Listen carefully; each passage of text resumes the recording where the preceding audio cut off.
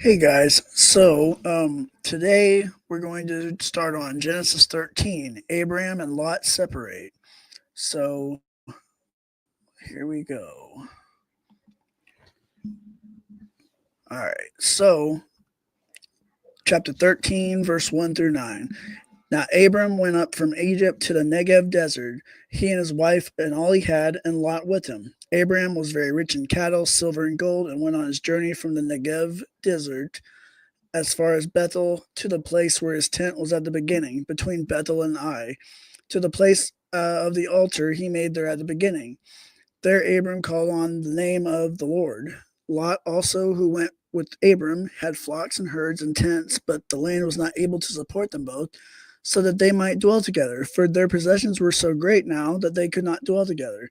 Hebron and strife arose between the herdsmen of Abram and Lot's livestock. Now the Canaanites and the Perizzites dwelt in the land at the time. So Abram said to Lot, "Let there be no strife between you and me, and between my herdsmen and yours. So because we're brethren, it's not the whole land before you. Separate from me. If you go take the left, I'll go to the right, and if you're to the right, I'll go to the left." So they left Egypt, and the text in the Greek says that they went south into the desert, and this in the Hebrew would be the Negev desert. Um, so if you've got your Bible and you see that, like you might want to write Negev desert or something, but or scribble it somewhere. But Abraham is on the west side of the Red Sea, basically. So you notice again, Bethel was used again for the name of this place. And the editor Ezra put that in there because it was not named Bethel yet when Abram was there. Jacob would later name it Bethel, but he hasn't been born yet. So there's a placemate right there, right? Um, so how old is Ai? We're not actually sure how old this Canaanite city is, but we know that it's ancient old. It's so old that when Abraham was near it, it was actually old. So we don't know how old it is, but we know how old Jericho was. So Jericho was founded in 7000 BC, and Ai is probably older than that at its founding. We know though that Ai has been destroyed, rebuilt, and slightly moved some, but Ai kept its name after the conquest. So Bethel, however, did not keep its original name, but Ai did. So we know what we know about all this because Ai and archaeological discoveries. So verse 4, we see that Abraham has worshipped and makes another altar there, right? Verses 5 through 9, we still have Abram's nephew Lot is with him. And we find that their wealth is found in the livestock primarily. So they both have herds, but they're overgrazing. So this is causing Abraham, Lot, and their herdsmen issues.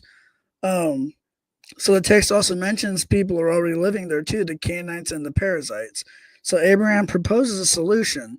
They're going to have to separate. So one person's going to take the land's left side, the other's going to take the right side, and they'll have limitations to the lands so that they can use when they have to move, right?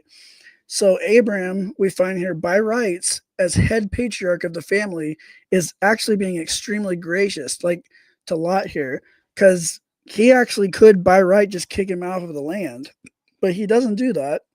He loves his nephew. So he doesn't do that. He treats him like his son. He lets his nephew choose which land he wants. And Abraham does this because he's gracious and trusts in God to provide for him at this point. And this is a huge display of Abraham's devotion to God and a beautiful display of God's faithfulness to the big picture of it all.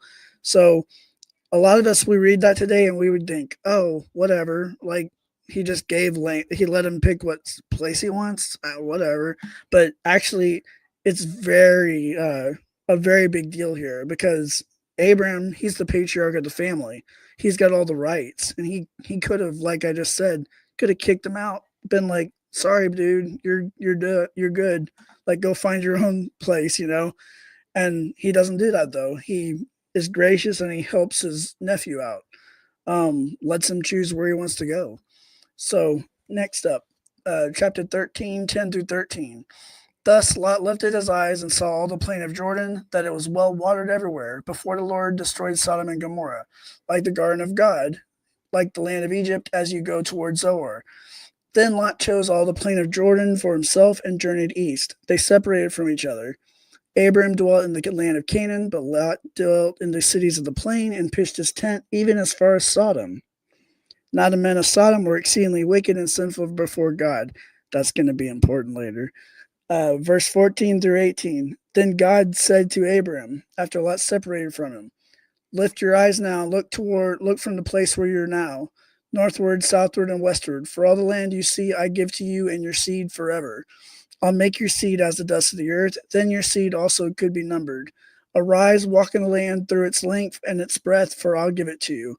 Then Abram moved his tent and went and dwelt by the oak of Mamre in Hebron and built an altar there to the Lord.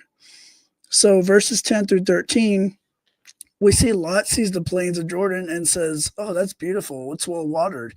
It reminds him of Egypt and God's garden Eden as he imagines it to be, right? It looks really nice to him. So he, however, we notice in the text, goes towards civilization, and he pitches his tent near Sodom.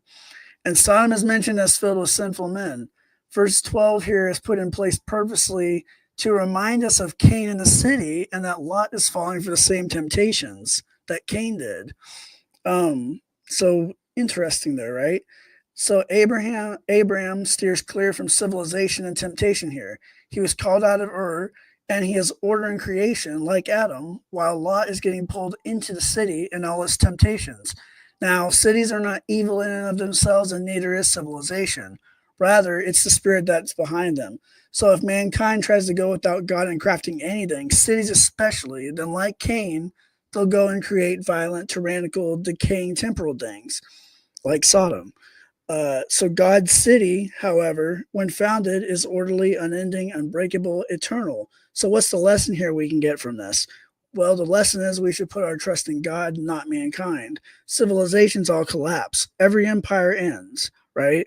So don't look to it for your hope, etc. Look to God and don't make that your idol, right? That's the lesson you should get out of this.